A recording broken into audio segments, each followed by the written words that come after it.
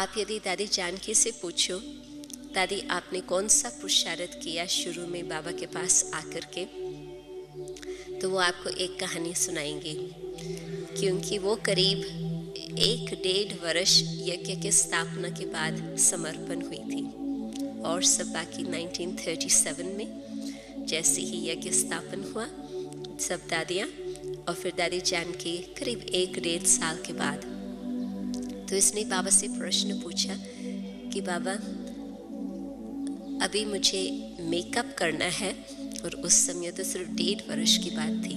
अभी हम अपना हिसाब लगाते हैं, और यदि हम ज्ञान में 5 साल, 10 साल, 20 साल से आए हैं, तो वो आप सोचो कि 40 इयर्स का एब्सेंस, 50 इयर्स का एब्सेंस, 60 इयर्स का एब्सेंस, वो किसको ख्याल होता है कि हम अपना इतना फास्ट पुरुषार्थ करके मेकअप करें? ख्याल रहता?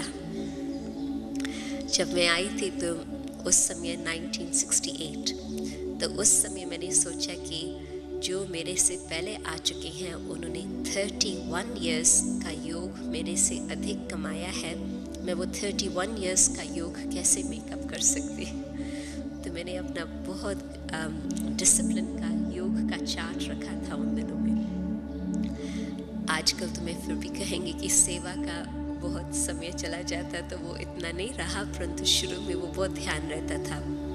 तो दादी ने जब 1.5 साल के फ़र्क के लिए बाबा से पूछा, तो बाबा ने उसको कहा, बच्ची तुम कम से कम 6 बारी हर मुरली स्टडी करो। तो दादी ने क्या सोचा कि मैं हर मुरली 12 बार स्टडी करूं। और आप शायद सोचते होंगे कि उन दिनों में तो समर्पण होने के बाद तो बस दिन भर ज्ञान योग इस तरह की ही जीवन चलती थी। नहीं, दिन भर कम से कम 18 घंटा यज्ञ की सेवा चलती थी। दादी कर्म योग शब्द इतना नहीं पसंद करते, परंतु यज्ञ सेवा, तो 18 घंटा कम से कम यज्ञ सेवा चलती थी। और बाकी समय आप कहेंगे उसमें तो सोना भी है, खाना भी है। तो दादी का कौन सा समय जाता था?